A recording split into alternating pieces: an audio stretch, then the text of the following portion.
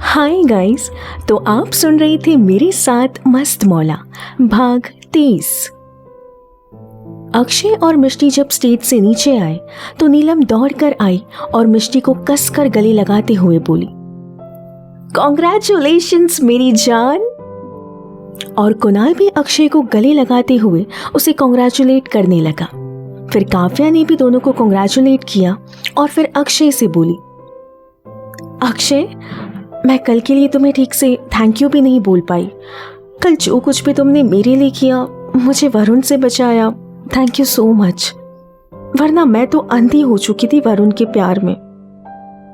जवाब में अक्षय ने हल्का सा मुस्कुरा दिया। इसके बाद उनके क्लासमेट्स और कुछ स्टूडेंट्स आकर उन्हें कॉन्ग्रेचुलेट करने लगे। जो शख्स मिष्टी को तब से देख रहा था वो इस कॉलेज के ट्रस्टी मिस्टर अर्नब राय सिंघानिया का बेटा राजवीर राय सिंघानिया था। वो मिष्टी की ओर बढ़ा और मिष्टी के सामने आकर अपना एक हाथ आगे बढ़ाकर बोला, कॉन्ग्रेचुलेशंस। बदले में मिष्टी भी मुस्कुराते हुए उससे हाथ मिलाकर बोली, थैंक्स। कुछ पल के लिए राजवीर मिष्टी की मुस्कुराहट पर खो सा गया। जब राजवीर ने मिष्टी का हाथ नहीं छोड़ा तो वो झिझकते हुए बोली, मेरा हाथ। राजवीर होश में आया और मिष्टी का हाथ छोड़ते हुए बोला, ओह, आई एम सॉरी। फिर मिष्टी नीलम, काव्या, कुणाल और अक्षय के साथ वहां से चली गई। राजवीर मिष्टी को जाते हुए तब तक देखता रहा जब तक मिष्टी उसकी आंखों से ओझल ना हो गई। फिर वो खुद से बड़बड़ाते हुए बोला, हाय, इसकी इस मुस्कुराहट पर तो मेरी जान भी हाजिर है। और जिस हाथ से उसने मिष्टी का हाथ मिलाया था, उस हथेली को देखते हुए वो मिष्टी की छुअन को महसूस करने लगा और फिर उसने उस हथेली को चूम लिया। कॉलेज से बाहर आकर नीलम ने कहा, वैसे सिर्फ थैंक्स से काम नहीं चलेगा, तुम दोनों को हमें पार्टी देनी पड़ेगी। क्यों कुणाल, मैं सही कह रही हूं ना? तो कुणाल अक्षय से बोला, हाँ ब्रो, तुम दोनों के जीतने की खुशी में एक सेलिब्रेशन तो बनता है। तो ठीक है, कल कॉलेज के बाद हम सब पब चलते हैं, अक्षय ने कहा। तो नीलम बोली, गुड आइडिया, कल हम सब वहीं चलेंगे। नहीं, मेरा मन नहीं है, तुम लोग जाओ, मिष्टी ने कहा। तो अक्षय धीरे से उसके कान में बोला, अरे डोंट वरी, खर्चा मैं कर लूंगा, तुम बस साथ आने का काम करो, कंजूस कहीं की। कहकर अक्षय मुंह दबाकर हंसने लगा तो मिष्टी उसे घूरने लगी। मिष्टी, ये सेलिब्रेशन हम तुम दोनों के जीतने की खुशी में कर रहे हैं, तो मैं कोई बहाना वहाना नहीं सुनने वाली। तुझे आना है एंड दैट्स फाइनल, नीलम ने कहा। तो मिष्टी हार कर आखिरकार मान गई और फिर इसी तरह सब हंसी मजाक करते हुए अपने अपने घर की ओर निकल गए। घर आते ही नीलम चहकते हुए बोली, आंटी, अभी मैं आपको ऐसी शॉकिंग न्यूज देने वाली हूं कि आप पूरी तरह से हिल जाओगे। क्या हुआ बेटा, क्या बात है, सब ठीक है ना? मीनाक्षी जी चिंतित स्वर में बोली। तो नीलम उनके दोनों कंधों को पकड़ते हुए बोली, ओहो आंटी, आप भी ना बहुत जल्दी टेंशन ले लेती हो। ऐसी कोई घबराने वाली बात नहीं है। मैंने शॉकिंग न्यूज इसीलिए कहा क्योंकि मैं अभी जो आपको बताने वाली हूं उसे सुनकर आपको अपने कानों पर यकीन ही नहीं होगा। तो मीनाक्षी जी गहरी सांस लेकर बोली, ओह, तुमने तो मुझे डरा ही दिया नीलम। अच्छा, अब तुम दोनों का सस्पेंस खत्म हो गया हो तो बताओगी क्या बात है? तो नीलम खुशी से बोली, हमारी Mishti inter college couple dance competition जीत गई है। मीनाक्षी जी पहले तो आश्चर्य भाव से मिष्टी को देखने लगी, फिर बोली, क्या सच में? हाँ आंटी, सच में, ये देखिए इसकी ट्रॉफी।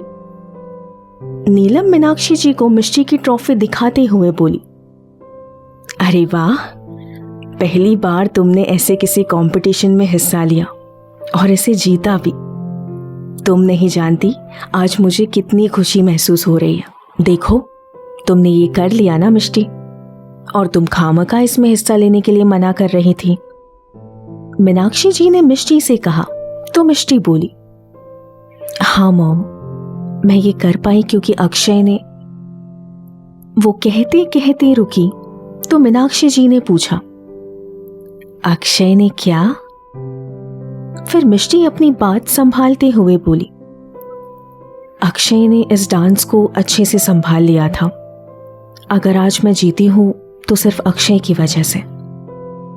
वो मीनाक्षी जी से नहीं कह पाई कि परफॉर्म करने से पहले अक्षय ने आज किस तरह उसकी हेल्प की, क्योंकि वो खुद नहीं समझ पा रही थी कि डांस के दौरान वो क्यों अक्षय के उन आंखों में डूब सी गई, मानो जैसे वहां अक्षय के अलावा उसे कोई और नजर ही नहीं आ रहा था। इन सब बातों में वो उलझी ही हुई थी कि मीनाक्षी जी बोली, अच्छा तुम दोनों जाकर जल्दी फ्रेश हो जाओ, मैं तब तक तुम दोनों के लिए खाना गर्म कर देती हूँ। तो नीलम ने ओके आंटी कहा और फिर दोनों ऊपर अपने कमरे की ओर चले गए। वहीं दूसरी तरफ अक्षय ने घर आते ही पूजा को पीछे से हक करते हुए कहा, दी, मैं इस बार भी इंटर कॉलेज कंपटीशन जीत गया। तो पूजा खुश होकर बोली, मुझे तो पहले से ही पता था, ये कंपटीशन तो तू ही जीतेगा। आखिरकार तू कॉलेज का रॉकस्टार जो है। अरे अक्षय, तू आ गया बेटा? सरिता जी किचन से आते हुए बोली तो पूजा बोली, पता है माँ, अक्षय इस साल भी इंटर कॉलेज कंपटीशन में फर्स्ट आया है। अच्छा? सरिता जी मुस्कुरा कर बोली, वैसे अक्षय, तूने इस बार कौन सा गाना गाया?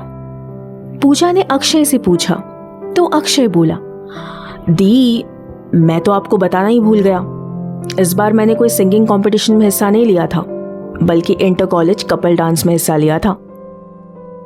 अरे वाह, तुझे कपल डांस भी आता है? क्या बात है। पूजा अक्षय का कंधा थपथपा कर बोली, ऑफ कोर्स दी, ऐसी कोई चीज बनी ही नहीं है इस दुनिया में जो अक्षय वर्मा ना कर सके। लेकिन आज इस जीत का हकदार मैं अकेला नहीं होती, इसका आधा क्रेडिट तो मेरी पार्टनर को भी जाता है, अक्षय ने कहा। तो पूजा उसके माथे पर हाथ लगाते हुए बोली, तेरी तबीयत तो ठीक है ना? तो अक्षय बोला, हाँ, क्यों? तो पूजा बोली, क्योंकि आज पहली बार द ग्रेट अक्षय वर्मा किसी से अपना आधा क्रेडिट बांट रहा है, इसीलिए मैंने पूछा, तबीयत वगैरह तो ठीक है ना? फिर थोड़ी देर रुककर धीरे से बोली, लगता है कोई खास होगी वो, नहीं?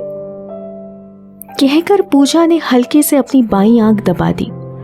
तो अक्षय बोला, पता नहीं, मगर मेरे होने वाले लंगूर जीजू जैसा खास कोई और नहीं हो सकता।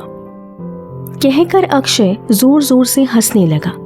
तो पूजा चिढ़ते हुए बोली, बच्चू, आज तू नहीं बचेगा मेरे हाथों से, रुक, तुझे अभी बताती हूं। कहकर वो जैसे ही अक्षय का कान खींचने के लिए उसकी ओर बढ़ी, उतने में अक्षय वहां से भाग गया। तो पूजा भी उसके पीछे पीछे भागने लगी। अक्षय भागते भागते सामने से आते वर्मा जी से टकरा गया। तो वर्मा जी बोले, ये सब क्या शोर शराबा लगा रखा है तुमने? तो अक्षय खुशी से अपना ट्रॉफी दिखाते हुए बोला, डैड, मैं इस बार भी इंटर कॉलेज कंपटीशन जीत गया। हाँ, तो इंटर कॉलेज कंपटीशन ही जीते हो ना, बोल तो ऐसे रहे हो जैसे कोई बिजनेसमैन का अवार्ड जीत के आए हो। अरे, मैंने तुम्हारी उम्र में पढ़ाई के साथ साथ तुम्हारे दादाजी का पूरा कारोबार संभाल लिया था, लेकिन शायद मैं इतना खुशनसीब नहीं हूं। वर्मा जी थोड़ा सख्ती से बोले तो अक्षय उन्हें बिना कोई जवाब दिए अपने कमरे में चला गया। अक्षय के जाते ही पूजा ने वर्मा जी से कहा, पापा, आप हर बार उसे इस तरह क्यों ताना मारते रहते हैं? बेटा, अगर मैं उसे चिल्लाऊंगा नहीं तो वो सुधरेगा कैसे? मैं उसे ये सब चीजें करने से मना नहीं कर रहा हूं, मगर अब उसे भी तो मेरे बिजनेस में हाथ बटाना सीखना होगा, क्योंकि आगे जाकर उसे ही तो संभालना है मेरा सारा कारोबार। लेकिन बिजनेस को संभालना तो दूर की बात, वो आज तक कभी मेरे ऑफिस भी नहीं आया है। वर्मा जी ने कहा। आप टेंशन मत लीजिए पापा, मुझे पक्का यकीन है वक्त के साथ एक दिन वो आपके बिजनेस को भी संभाल लेगा। बस आप थोड़ा उसे वक्त दे दो। इस वक्त उसे खुलकर जीने से मत रोकिए पापा। बाकी जिम्मेदारियां निभाने के लिए तो पूरी उम्र बची है ना। पूजा ने वर्मा जी को समझाते हुए कहा। अक्षय अपने कमरे में बैठकर स्पॉन्ज बॉल से दीवार पर जोर जोर से मारते हुए उससे खेल रहा था।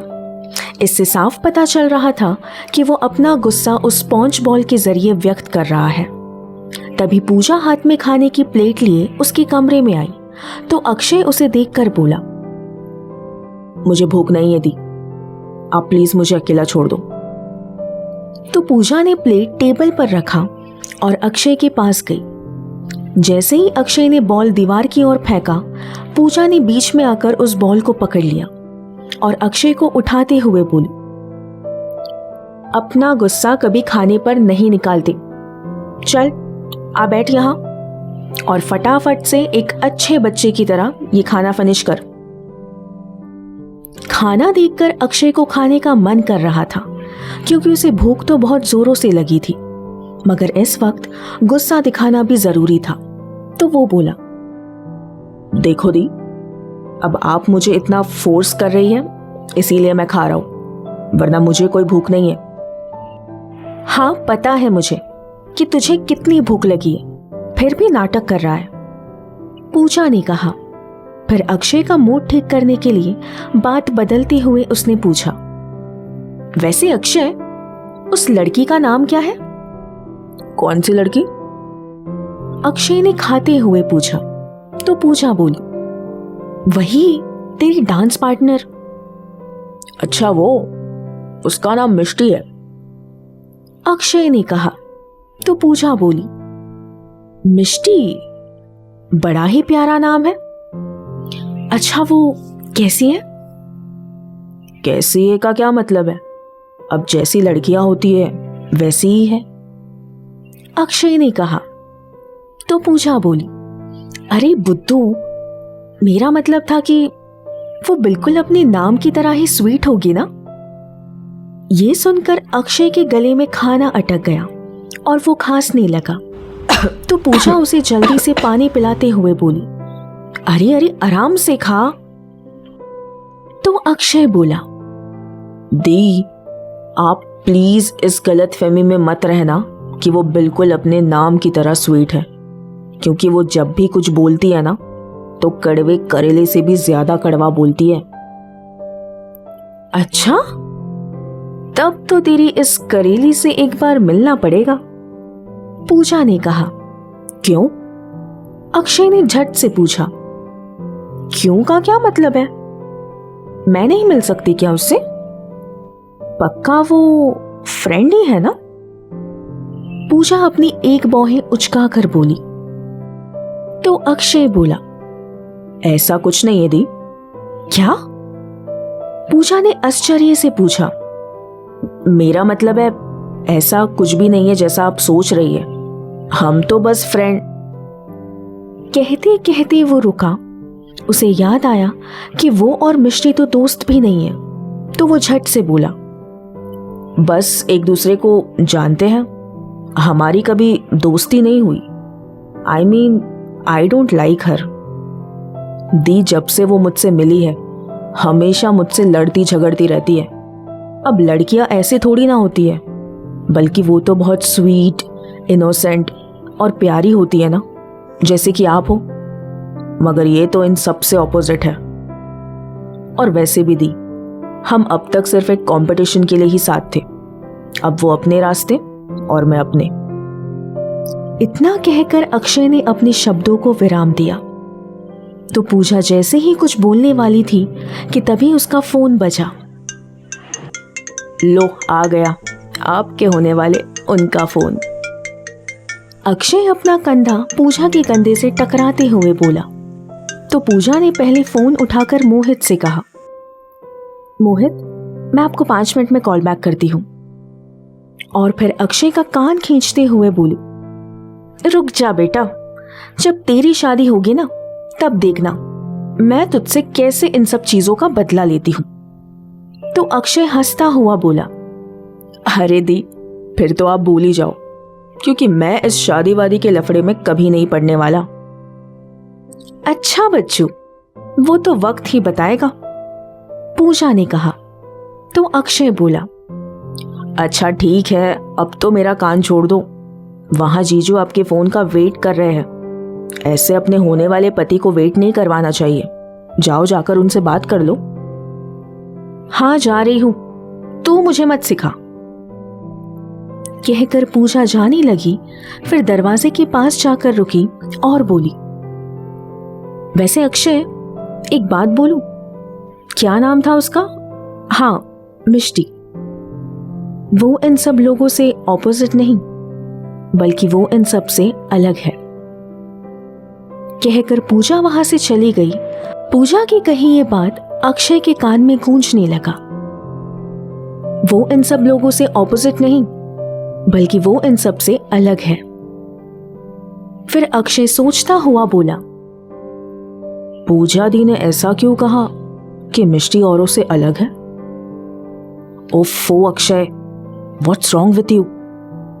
तू मिष्टी के बारे में क्यों सोच रहा है? उफ, ये लड़की मुझे चैन से जीने क्यों नहीं देती? अब तो मेरे ख्यालों में भी आकर मुझे परेशान कर रही है।